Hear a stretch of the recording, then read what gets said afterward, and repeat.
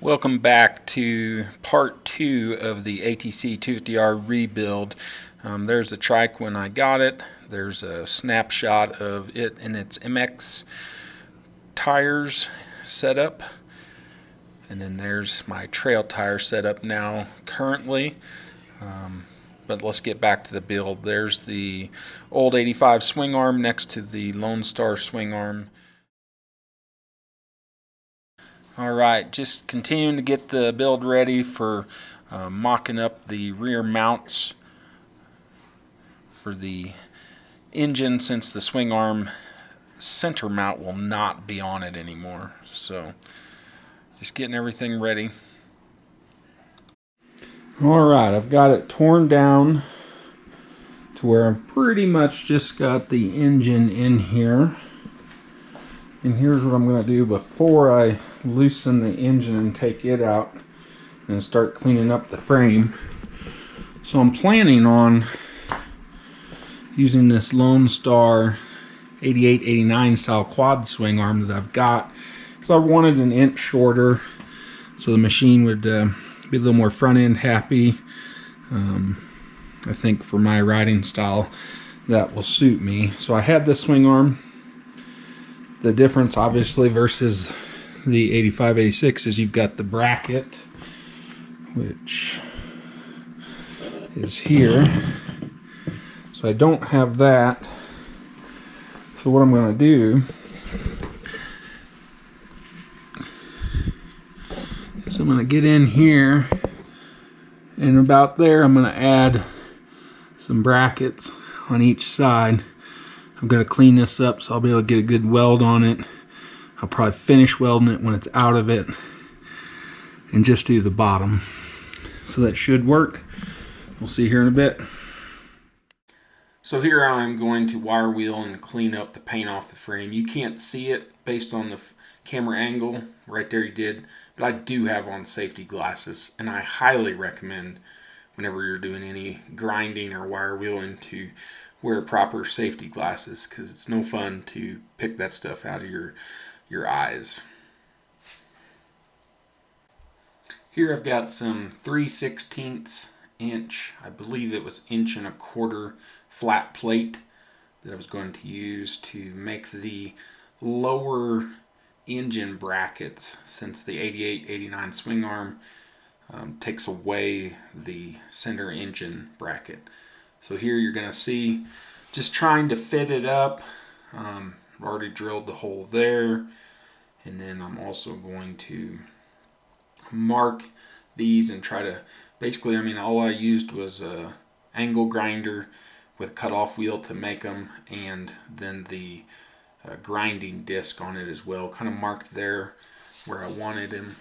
And then I took the little pieces of metal and ground them down to make them look a little bit better. Here you can see I have cleaned up as much as I could in there, so I could get a good weld with my MIG welder for putting them in. The engine is still tight in all the other brackets, so nothing has shifted. Here you can see the bracket. I've started to just get rid of some of the excess to kind of make it look a little bit nicer.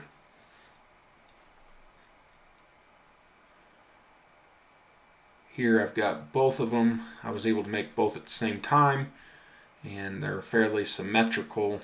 Cleaned them up, used a flap disc to kind of smooth them out a little bit more. Overall, I thought they turned out really well, so pretty happy with them.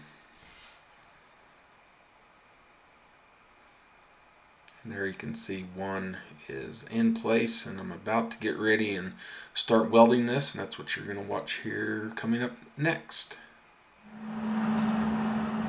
So I mentioned wearing safety glasses, yet I will admit I weld a little too often in my shorts and t-shirt or cutoff shirts that I like to wear all the time. But I deal with the burns that I get from doing that, so I can handle those. I can't handle wire pieces stuck in my eyes. So you probably should use proper pants, welding gloves, long sleeve shirt, etc. if welding a lot. Here I'm just tacking things in place, so I'm not too concerned about it. I do wear additional layers and stuff if I'm going to be welding for an extended period of time.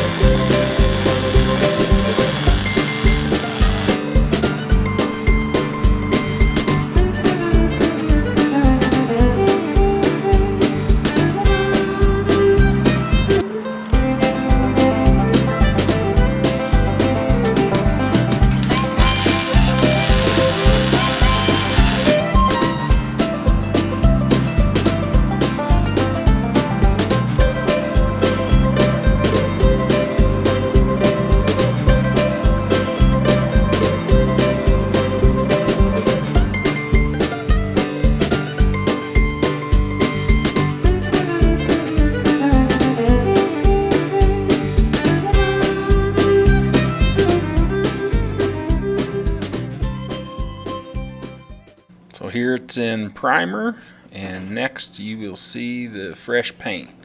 So pretty pleased with how it turned out. Let's take a look at some additional new parts that came in, and we'll talk about those as well. Alright, here's some more of the parts I've got for the 250R rebuild. This would be my trail front tire, 11-inch Douglas rim. I just got in this Razr 2 front tire. It's a 21-inch tall tire for 10-inch rim. Looks kind of funny right now, but I will be putting it on this 10-inch front older Douglas rim I've already had that had a flat track tire on it. This fits the 250R 3-wheeler front. So that tire will go on this rim. And then I also already had these 190 Douglas 9-inch rear wheels with some 18-inch Holeshots. So that will be my track setup with those. And then I'll have that front. And I've got a couple different rear options for if we're going to take it out and run trails. Here's got my new pipe in. And I also have a silencer. So the FMF silencer is actually from a quad, and it was actually from another previous quad build I had, and I ended up not using it. Main thing with the silencer is it does have a spark arrestor, very important here in Colorado as required, and then the pipe to replace my stock pipe and open the machine up a little more. So pretty excited about these. Right, got some more new parts in to take a look at here for the 3-wheeler build. I've got a new ESR water pump cover that'll actually go on my outer Hinson clutch side cover. AC Racing grab handle. I've got a Tusk. Here I have the Tusk radiator cap that I later found out does not work with the oversized radiators. Alright, here's my engines for the 250R 3-wheeler rebuild. The engine on the right is the one that came in it. Still had good compression, ran fine, but I'm sure it's completely stock, which is good because I'm hanging on to this as a spare as this stuff gets harder to find. But I have this engine. It's a long rod engine out of a quad that I had, and it's got the CT 310 cylinder on it, and I'm going to go ahead and use this engine for now because I'd like to run it for a while before I do anything to that engine. A few upgrades for it is I have a new Hinson clutch basket. Pretty excited to put that on. I have I believe it's 89 clutch update kit. It has a Boysen rad valve in it, but I have a V-Force 3 reed cage that I'm going to put back in it. And then here is a Hinson Racing Quick Change side cover. And then there's the ESR water pump cover. I will say this is my first Hinson product. Waited a while for it, which is fine because I knew it was going to be a bit. But overall, I would say I was a little disappointed. You can see a lot of the black paint still on the case. Surprised they didn't clean it up a little better for better presentation. I put my oil drain plug in and it only goes that far, so I'm going to need either a thicker O-ring or something. You can see here it only goes to there. Here, if you've never seen one of these, is what it looks like on the back side, which this is all real nice. There's a few little splatter spots there I might remove, but because basically it's an OEM side cover, and they put this adapter plate that gets machined, or part of the case gets machined, that gets welded into place, and then you have this. Either way, it's my first quick change side cover. Pretty excited about it. To not have to take it all the way off to do any kind of clutch changes. So, and it looks cool. Can't beat that. So there they are though. Won't be long. I'll be working on getting everything ready. Still waiting on some fork parts to rebuild the front forks, and should be getting ready to put this thing back together and do some testing, which will be the best part. I enjoy building them, but testing and riding them is the best. So thanks. Kind of crazy. While I was taping the video on the engines, the UPS van did arrive with my new oversized radiators. I ordered them off of Amazon from 0 Point Cooling LLC, I believe, but on the box it says OPL. Not sure I care there, but they are supposed to be, I believe, 30% oversized. I looked them over and I thought they looked pretty good. Here I put a stock one next to it, and you can see as it is quite a bit thicker. So hopefully that'll help with keeping the 310 cooled a little bit better than the stock radiators, which was why I wanted them, since I was going with the bigger bore engine.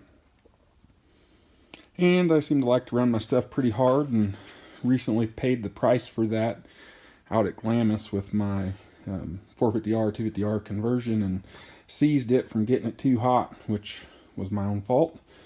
But I will be taking preventative measures to not do that on this trike, and then when I go through that machine as well, to get some better cooling, get some gauges so I can keep an eye on everything. So remember, temperature getting too hot is going to kill them. And I knew better, but I was having too good a time and not enough time to get the machine totally done to how I wanted it before the trip. So it's all good. Thanks. Here I've got my little helper number 1 with me, and she's having a great time helping with the build. She really enjoys getting out there and trying to see what all's going on with it. So I think a future build will be, I have an ATC 70 in pieces that came with a Takati 4 that I bought, so I'm going to maybe do a build with the kids with that ATC 70. Alright, as we continue to go through and get ready to put the new side cover on, water pump gaskets, let's see what else we've got going here. There's my Milwaukee impact gun, and that thing has been amazing. I didn't think I would like it as much as I do, and I really do. There I've got a Tusk flywheel holder.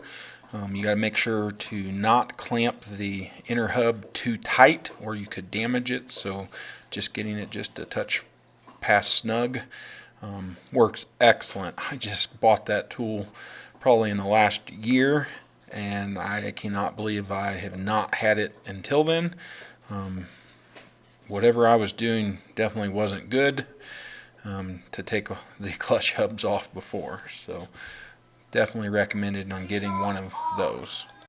Got some new inner hub bearings, so we're going to put those on as well. There's the instructions with the new Hinson basket. I've got to get the gear off the old one, so I'm going to grind, or I used a cutting wheel, cut off those and then hit those out to put that basket together. So here that was when I put it in the vise to hold it, and then got the gear off, and then used the hardware in the kit to put the gear back on the other basket. Make sure to use some, I believe, red Loctite's what it recommended in the instructions, putting these screws back in to keep them in place where they need to be. Worked out pretty good though. Now just finishing putting everything back together. New clutch pack, the inner steel and fibers. Everything else was in pretty good shape. Alright, getting them snug down. You don't want to overdo it, so be careful on those. Just kind of wiping everything down. I should have cleaned this engine off in the parts washer before I started working on it.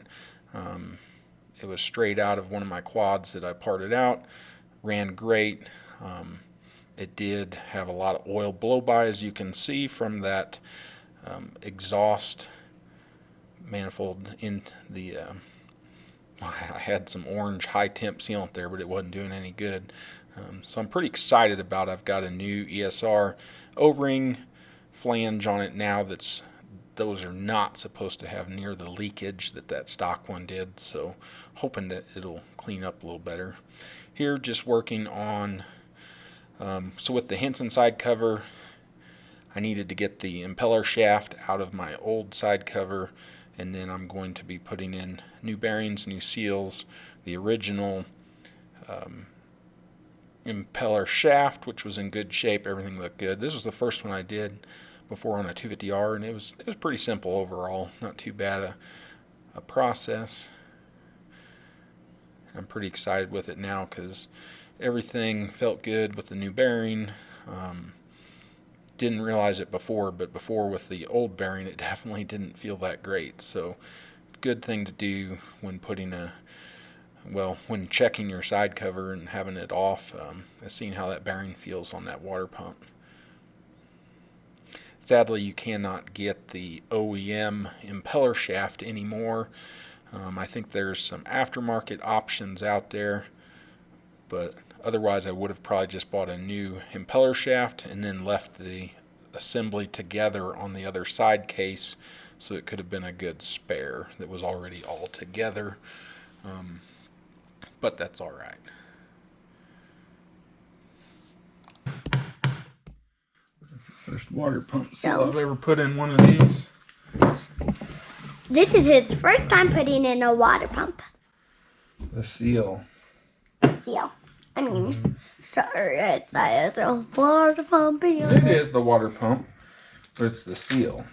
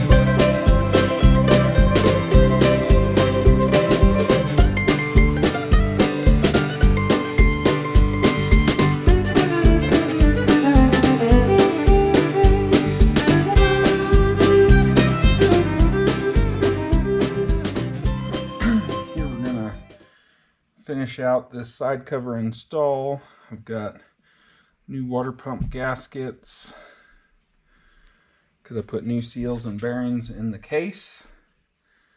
Actually was able to get this little cover here new still, so that goes on. Then another gasket, so we got gasket on both sides of that. And then I went ahead and got a new ESR side cover there for the water pump.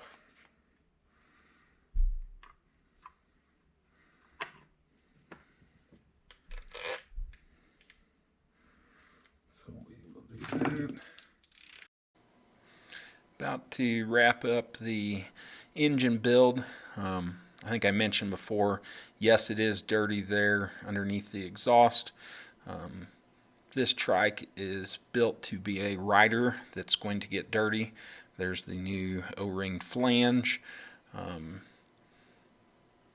If it was going to be a museum piece that wasn't going to ride, then yes, clean it up more. Other details during the build do further, going through maybe having the bolts all anodized, everything that's came off of it and back on, but not getting that serious with it. And at some point I will pull this engine back out, but it has a lot of life left in it, so need to get some more life out of it before rebuilding it further. This will be a wrap on part 2, but get ready for part 3. Thanks for watching.